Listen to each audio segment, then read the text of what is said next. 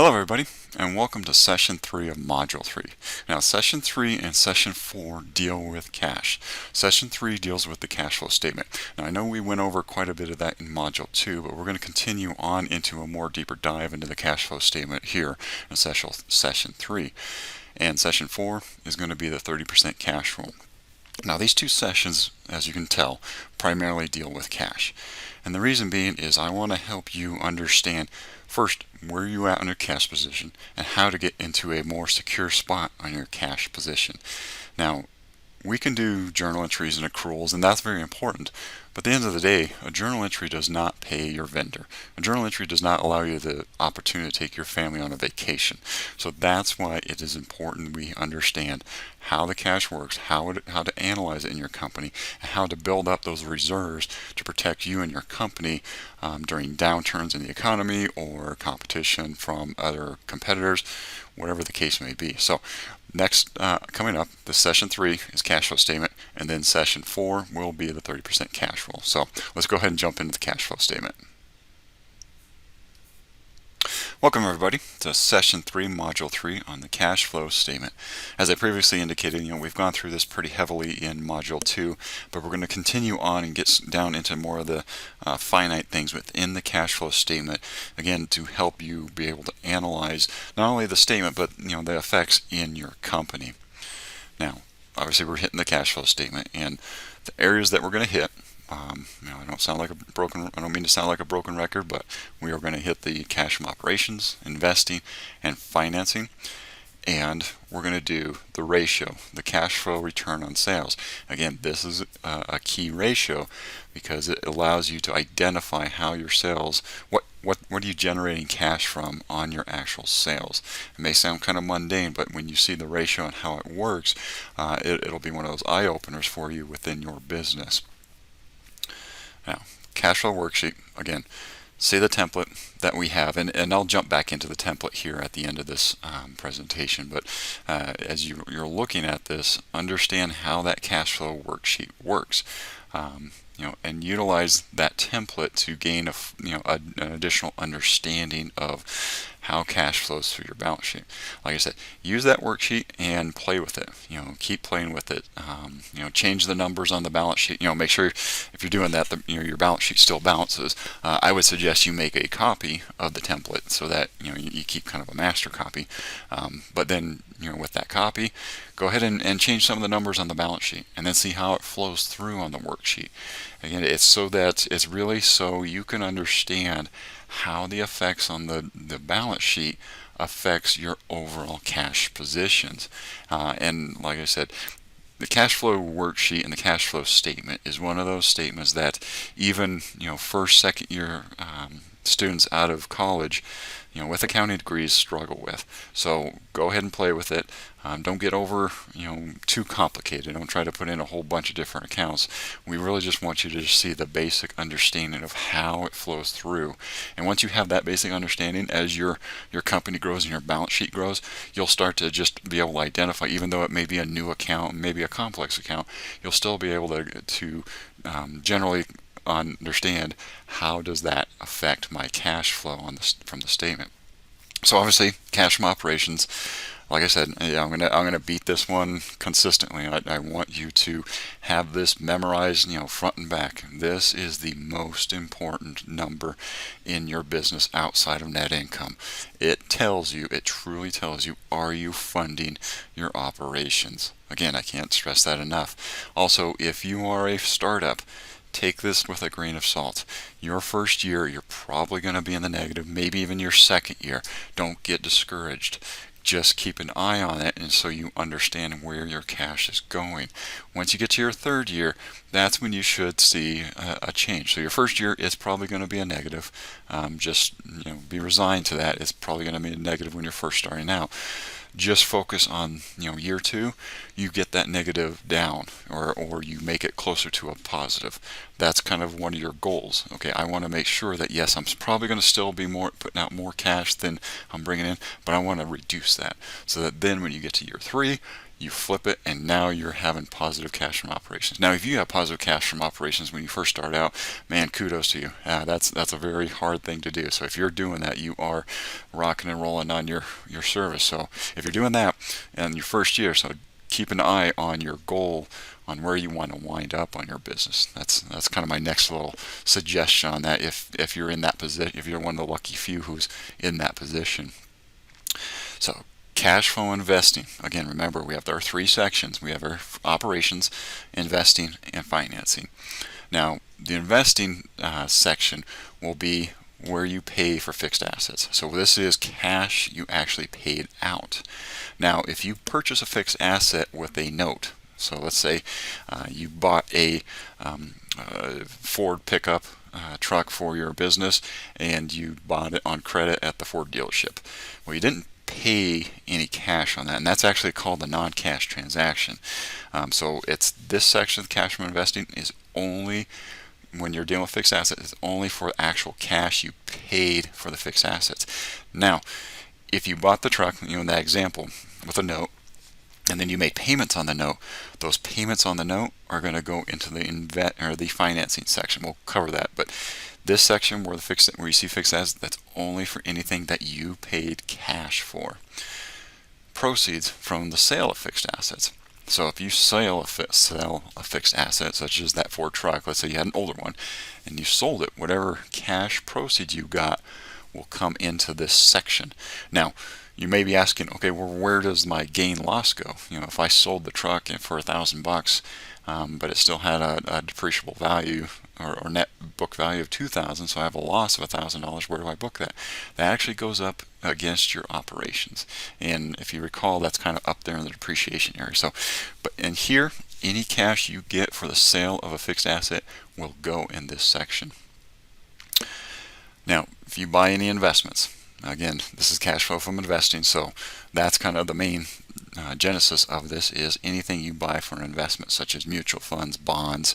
Don't put CDs here. CDs are technically considered cash, and it's just part of your cash balance, unless you buy like a 5-year CD or 3-year CD. But primarily, this is going to be anything you buy that are investments that are the company's investments. Don't put your personal investments in here, just your company investments if you have them. And then proceeds received on sale investment. Again, this is just like if you sold the fixed asset and you got proceeds, somebody sent you money. Same thing with the investments is what did you receive on those investments. Now, financing. This is a section, obviously, where you will pay out for, you will record the cash you paid for loans.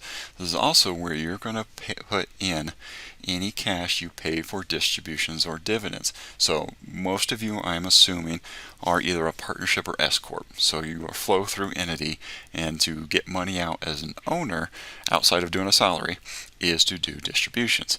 And so on your cash flow statement, you will pay, when you pay out distributions, it will hit the cash from financing. And then obviously if you pay or receive money for common stock, it will go here, cash and loans, and then the last item, net change in line of credit. Now, if you have a line of credit, which I highly suggest you get one, when you take draws on the line of credit and then you pay the line of credit and then you take another draw and then make another payment, don't break it out between here's all the draws I had and here's all the payments I had. Just net it into one number, the net change in your line of credit. You'll drive yourself nuts trying to break those numbers out. In reality, as a banker or as a user of the financials, they're just going to mentally combine them into the net amount anyway, so don't try to kill yourself trying to do that. I've seen accounting firms that try to, when they're doing audits of financials, try to break those out, and there's really no benefit. It's more substance over form, or form over substance. So yeah, for that, just net that in there. Then the non-cash items. Now I know you're probably saying to yourself, what are these non-cash items? These are primarily items that are going to affect the operation of the company, but they're really truly considered a non-cash item in regards to the cash flow statement. So, easiest example, depreciation expense. So when you record that depreciation expense, you're debiting depreciation expense and you're crediting accumulated depreciation. Well, no cash went out for that. So, but that depreciation expense is affecting your net income. So let's say your total net income before depreciation is $10,000. And you had depreciation expense of $3,000, and so your net income on your income statement is $7,000. Well, when we get to your cash flow statement, that $3,000 depreciation expense, it was just an adjustment to the net income that didn't really affect your cash. So you want to go and add that back in to there. So that's what a non-cash item. It affects your net income, but you didn't pay any cash. It's strictly a journal entry. Same thing with amortization. It's strictly a journal entry. It doesn't really, there was no cash. Now, this next item, and we just briefly touched on it when we looked at the fixed assets, this gain loss on sale of fixed assets. That really is when you sell the fixed assets. So in our previous example, we said that the equipment had a $2,000 net book value and we got $1,000 when we sold it. So we had $1,000 we have to adjust off. So that technically is a loss. It was valued on our books at $2,000. We only got $1,000, so we had a loss of $1,000. If you think about it another way, if that piece of equipment has a $2,000 net book value, so that means after depreciation, that's what the net value of that equipment is. If you think about it another way, that just means we didn't take enough depreciation throughout the years on that piece of equipment. And so when we have that loss, it's kind of what you'll hear tax accountants say, it's just a catch-up. That's really all that loss is we just didn't depreciate enough. Had we known we were going to sell that piece of equipment 5 years from now for $1,000, we would have depreciated that piece of equipment all the way down to $1,000 on that day of sale. So we'd have a gain loss of zero. And so that loss and gain, which is the other side of the equation, is really a non-cash item, because it's really just, you're just catching up on the depreciation. Or conversely, if you had a gain, that just means you took too much depreciation and you're adjusting it on your cash flow statement as a non-cash item. Again, that's one of those things that if you ever get confused on that, the easiest way to think about it is, I have proceeds, so I know proceeds came in.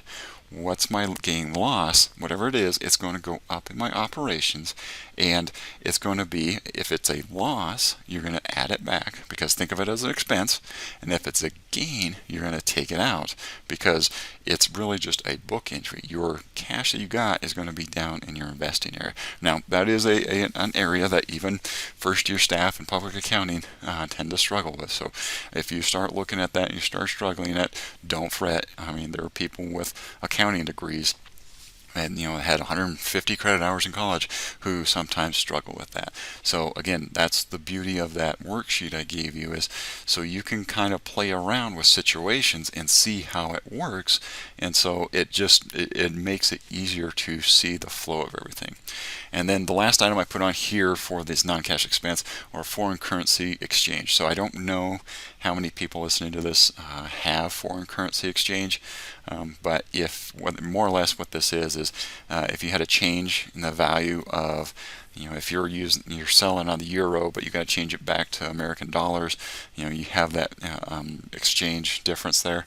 That is a non-cash item. I put that in there just as an FYI. I'm assuming most of you won't have that, but if you do come across it, think of it similar to the depreciation and the gain loss on sale. Very similar concepts. Now, non-cash sale items. So you've heard, we went through the expenses. So the typical non-cash sale items are going to be your change in deferred revenue, because remember, deferred revenue is where somebody gave you money for a product or service that you haven't delivered yet, so you can't recognize the revenue because you haven't earned it yet, so it sits on your balance sheet as deferred revenue. And also your change in your accounts receivable. Clearly it's your accounts receivable, and your accounts receivable may have gone up, but you haven't gotten the cash yet on that sale, so it's technically a non-cash sale at that point in time. Now, why is all this important? Why did I just go through kind of all this stuff for you? The reason being is there are several ratios out there that deal with adjusting your respective cash balance for any non-cash expenses or non-cash sale items. So if you come across those ratios, because like I said, there's hundreds of ratios out there that you can use on your financials, either your financials or your operations or your productivity. There's a lot of them out there, and I go through a good chunk of those with my virtual CFO clients. But I wanted you to see this. If you come across any ratio that says divide the cash by the non-cash items, non-cash expense, non-cash sales. So you understand that this is what they're talking about if you come across it. Also, so that when you're looking at your cash flow statement, you see those things sitting in there as these reconciling items, it'll start to click as to what are these things? Why am I looking at this? So, and then cash flow return on sales. Okay, now we're getting into the fun stuff on the ratios. I know I'm sounding like an accountant here, but I love ratios. Again, not to sound like a broken record, but ratios allow you to compare yourself against your competitors no matter how big they are, and they allow you to analyze a ton of data instantly and help you make a better informed decision on your company without having to go through every single invoice or all the transactions in your general ledger. They are very, very valuable tools. So, cash flow return on sales. Now this ratio is designed to help you determine what percent of cash you receive on your sales. And in particular, again, this is kind of like when we went through the break even. You want to do this on a product level.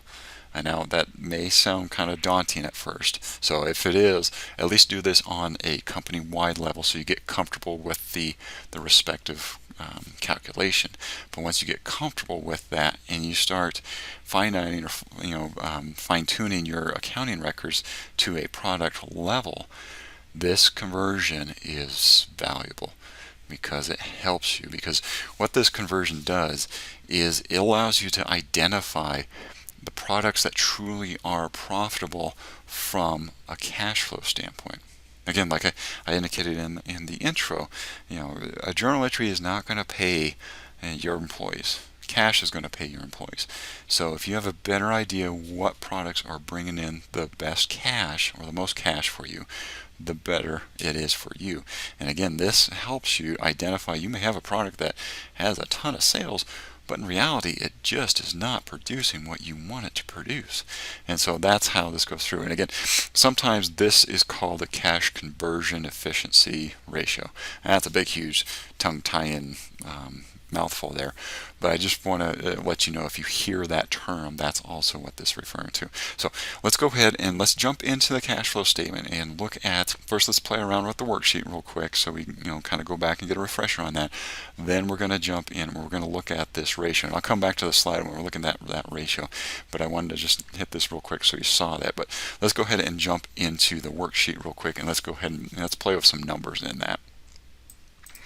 Okay, so here we are on the cash flow worksheet, and like I said, we're going to play with this, and I'm going to do one of the more complex entries so you can kind of see how it flows through. And again, if you get confused on as I'm going through this, rewind the program as many times as you need to. It's just one of those. I just want you to see how items can flow through the cash flow statement and how they affect your overall cash position. So recall when we went through this worksheet before, that all these numbers up here, as you can see up in the toolbar, all these numbers up here are linked to the balance sheet. So I don't want to change any of these numbers. The only numbers I will change is going to be on the balance sheet up here. Now these numbers here are either going to be a formula or we're going to manually change them. So in our situation, we're going to go ahead and do a situation where we're going to say we're going to sell a fixed asset and we're going to say it's going to have a loss. So I want you to be able to see how it flows through here, how it flows through your balance sheet and your income statement, and how that adjusts, ultimately your cash flow statement. So let's come over here, and I set up just a generic tab. Now in your template, you're not going to have this tab. I didn't want you to get confused and try to adjust this within there. You can follow this process as I'm going through, and you're more than welcome to insert your own tab on this. But I just wanted to do this so that you didn't get confused on any of it. Okay, so now let's assume that we have a piece of equipment that we're going to sell for that cost $15,000 that we purchased for $15,000. So let's add that in there. Okay.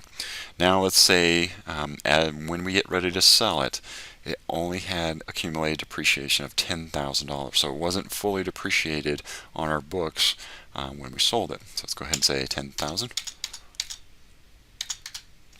So we have a net book value of $5,000. Now, hypothetically, let's say we sold this piece of equipment for $3,550, just some random number. And so that says we have a loss on our sale. The reason why we have a loss is our net book value was higher on our books than what we sold it for. So in other words, like I said, if you think of it conversely, we just didn't take enough depreciation on that piece of equipment before we sold it. So we end up having a loss. So down here you'll see all this. I had this already linked in here so you can see what the journal entry would be to remove the fixed asset and to record the gross proceeds. So first item on this journal entry, we got cash in. So remember, cash is an asset, so it should have a debit balance. So again, because we're increasing that balance, we're going to debit the cash. Accumulated depreciation. Again, this piece of equipment had $10,000 of accumulated depreciation against it, so we need to get that off the books because that is associated with a piece of equipment that's not going to be there anymore. Recall accumulated depreciation is one of those contra asset accounts. Even though it sits in the asset area of the balance sheet, it is a debt or a credit balance historically. So if I want to reduce a credit balance, I put a debit to it. So here you can see the debit, or I am effectively taking that accumulated depreciation out of there that's associated with that piece of equipment. Down here is our equipment. So again, remember, it's an asset. It normally has a debit balance, but we're reducing it because it's not going to be there anymore. So we're going to credit the equipment for the $15,000. And by default, the difference is going to be our loss on sale. And as you can see, here's our journal entry. It's balancing. Remember when we talked about the scale concept, you have to have your balance sheet or your journal entry to balance. Here and here, the dollar amounts balance, even though we have 3 entries on the debit side and only 1 entry on the credit side. Again, this is the beauty of the scale concept when you think about that. So if we didn't have this amount in there, let's just say we didn't know what that amount was. If we went through and we knew these numbers, we could technically back into that 1450 because we know this, we know this, we know that. So by default, the difference in this situation would be the loss on sale. So that's just another way to think about it if you ever get stuck on a journal entry, is put in all the amounts that you know, and then hopefully by default you'll be able to back into what the other part of the entry is. So now that we have this entry and we understand what we need to do, let's go ahead and I'm going to adjust the balance sheet up here on this tab. Now again, I'm just doing this for example purposes. If you do this because you're playing with the cash flow statement, again, first make a copy of the template. But then if you're adjusting the balance sheet, make sure you're making sure the balance sheet still balances. Changing one number, you need to change a number somewhere else. So let's go ahead and post this entry, and we're going to do this manually. So the first item is $3,550 of cash we got. So let's come up to our cash and say we got $3,550. So instantly we see our balance sheet went out of balance because we've only posted one side of an entry. Next item, we want to reduce our accumulated depreciation, or we want to debit our accumulated depreciation for $10,000. So we come to our balance sheet. Here is our $60,000 of accumulated depreciation. Well, I want to reduce that because that $10,000 is no longer going to be there because it's gone. Still out of balance, which is what we expect. Now, I'm going to jump to this one, the last part of the balance sheet transaction, the equipment. We got to get rid of the $15,000 of equipment. Again, credit on an asset means we're going to be reducing the equipment. So come in here, and lo and behold, we're actually getting rid of this one.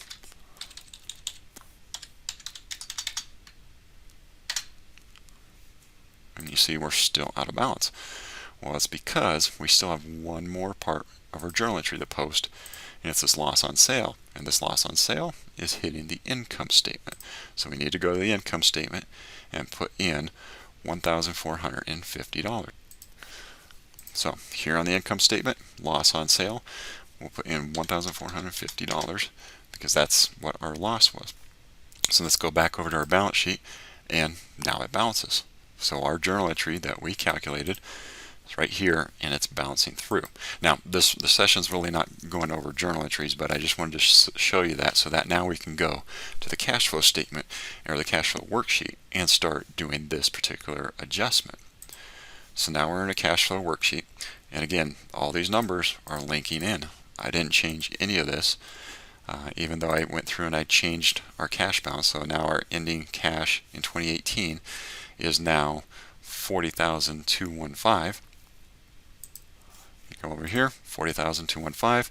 Our totals here still equal 0, so we know everything is being linked in properly. We know it zeroes out is what we want.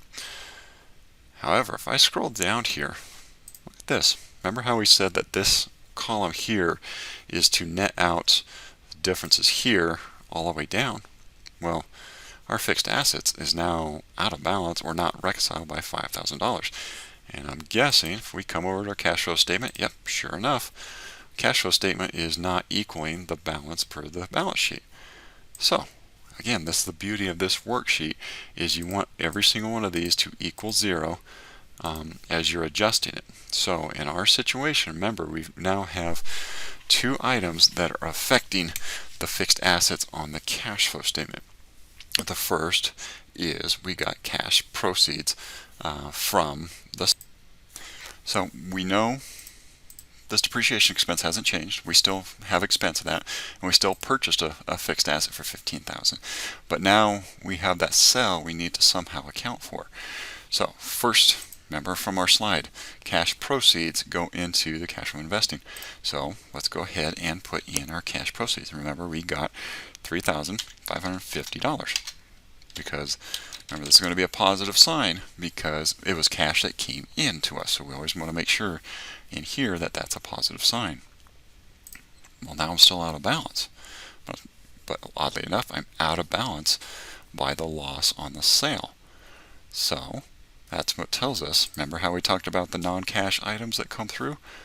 Right here is our loss gain on sale. Now, the important thing that I want to show to you, too many times, and I see this from a lot of accountants that do this, they will type in gain loss on sale or loss gain on sale, but they don't put the brackets around what is the gain or what is the loss.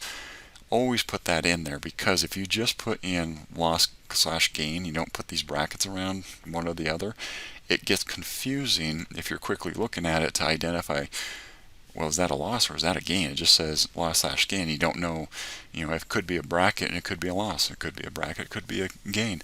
If you put that in your identification, it makes your life so much easier. So don't get too worried about it. I'm just telling you that's a common issue I find with accountants, even some that have been in public accounting for 10 years. They do that, and I always would question them as to, well, what is that? How's the client going to know what that is? So in this situation, okay, we had a loss of $1,450. $1,450. We put that in, and bingo, it reconciles out. Now I bet you're asking yourself, well, wait a minute, I got rid of the equipment. Don't I need to do something with it? The equipment is actually being taken care of between these two numbers. Now, these two numbers, I don't know if you can see this on the screen, equal $5,000. Let's come back over here real quick. What's our net book value? $5,000. Now, let's say if we happen to sell the equipment at $10,000, or the equipment cost, I should say, $10,000, and the accumulated depreciation $10,000. So we have zero net effect. So it had zero net book value. Our journal entry is really just a classification. So the only entry we would have from a cash flow standpoint is the cash we got and the gain we got. And so that is kind of a unique thing on how fixed assets work, is when you sell a fixed asset, and you have the same thing with investments, but fixed assets is the more common item, is you will only put in what the proceeds were, what cash you got, and whatever your gain loss is. Now, if you didn't get any proceeds, you just wrote it off and it had a net book value of $3,000, well, you'd have a loss of $3,000. And that's how that flows through. Now, that is a concept that, like I said, some first, second year staff out of college still struggle with, but I wanted you to see that. So as you come through our little income statement, or our cash flow statement, I should say, we'll go through and make these adjustments. So now let's go to our cash flow worksheet. And you come in here, and I bet the first thing you're saying is, wait a minute, that's still out of balance. It's got that slash and it's red. Well, the reason being is we haven't linked in our cash proceeds. Now, everything else in here you've seen, I've had it linked for you, but I wanted to do this on purpose so you saw that. So if you do add something to this worksheet, remember you still have to link it in or somehow bring it in over here. So all these items over here are all linked. So when you're playing with that, those will link and everything. But if you start adding a column or any of that type items, you're going to be out of balance until you bring it in to the actual statement. So that's why I wanted you to see that, because right now our cash flow worksheet is flowing through here, but it's not flowing through here. And again, that's because of the proceeds from sale. So let's go ahead and enter this item. So what I would suggest is you link it to your worksheet. Make your life easier when you're doing this. So for those of you in Excel, you hit the plus key, go to your cash flow worksheet, and grab it from this total column. Don't come over here and grab it from over here, because these should be easier for you to identify. So go ahead and grab that and bring that over. Now, why does this not balance?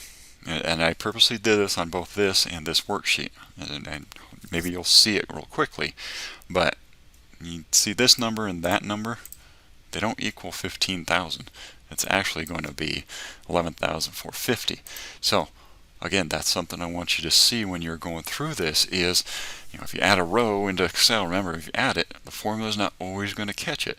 So in this case, I knew this formula wasn't catching it, but I wanted you to see that as we went through there. So let's go ahead and adjust this formula and say, okay, I want to grab that in there. So now you see how our cash flow works. So we're good with that. Now let's go to the worksheet. So now in our worksheet, you come down here. Remember how all these have to zero out? Well, that's not zero. That's a negative 3550. Why is that? Same situation. We added this cash and proceeds, but that formula is not correct. So that's why it's important to check not only these formulas as you go through, but to make sure this formula is. So if you add a row as you're playing with this, make sure you're updating these totals, because if you don't, you could wind up in a situation where you have a difference and you're not quite sure why. That's one of the kind of standbys. Remember how I went over the transposition errors? If you have a difference between two accounts, if you divide it by 9, it's probably a transposition error. Well, another thing that, just as accountants that we do, and when we see something that's not working, we go to the easiest thing first, the low-hanging fruit. We look for the formulas. What are the formulas that do or don't work?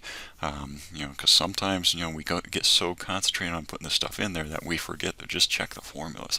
So always keep that in mind. If something doesn't work, take a step back, take a breath, and say, okay, why is this not working? Well, let me check the formulas, because sometimes it's just a formula, or with accounting, a lot of times I've seen this happen, especially if you have a worksheet, you just put a symbol in wrong, and it completely sent you backwards on that. So this is the worksheet. Again, like I said, play with this. Make a copy of the whole thing and play with the balance sheet. Have it flow through. Like I said, the reason being is I don't want you to get too concerned about getting everything to balance and being in accordance with generally accepted accounting principles. I want you to be able to feel comfortable knowing how it flows through, how your balance sheet affects all these accounts. So now let's go ahead and go into the cash efficiency ratio. Okay, so remember on our cash flow return on sales, our formula is cash from operation divided by total sales, and this is also considered the cash conversion efficiency. So let's see how this formula actually plays out.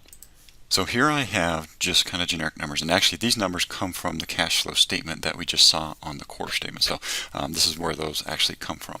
And what I did is I just broke that down. I said, okay, overall, what's the cash efficiency overall? 10%. So 10% of your sales you're converting to cash. So product 1 and product 2, and I just broke this out to make it more simplistic, is what was the cash flow from operations for product 1, what was cash from operations on product 2, and what were the sales. Now these numbers, I will tell you, are going to be hard for you at first to be able to calculate, because you need to have your accounting system set up that you're able to calculate the cash from operations based on a product level. Now don't get too concerned if you're just starting out. Don't try to kill yourself trying to do this. But once you start understanding the cash flow statement and the worksheet, you'll be able to get to this level, and your sophistication will start getting better.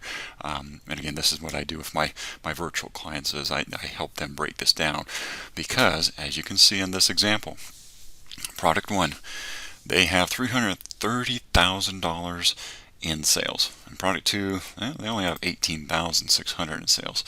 However, look at this conversion. Product 2, even though they only had 18,000, they're converting 54%. Whereas product 1, even though they have a ton of sales, they're only converting 8.24%. So that's the beauty of this formula, is yes, you can break it down on an overall. If you do it on an overall basis, make sure you're, again, doing comparative, showing last year or last period to this period, so you can kind of get an idea there. But the beauty of this ratio is you can get it to your product level. Once you get your system set up enough that you can get the operation set up, then look at this. That gives you a quick identify. Even though this product is making a whole bunch of sales and you have cash, from those sales, your conversion factor is actually better with this product.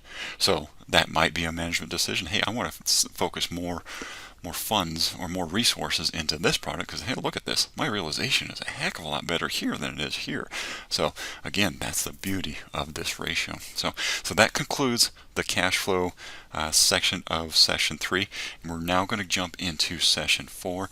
Again, this is going to be the 30% cash rule, and we briefly touched on it, but we're going to dive into this even more deeply to help you understand how to set up the reserves to protect your company going forward. So with that, I will see you in session 4. Thank you.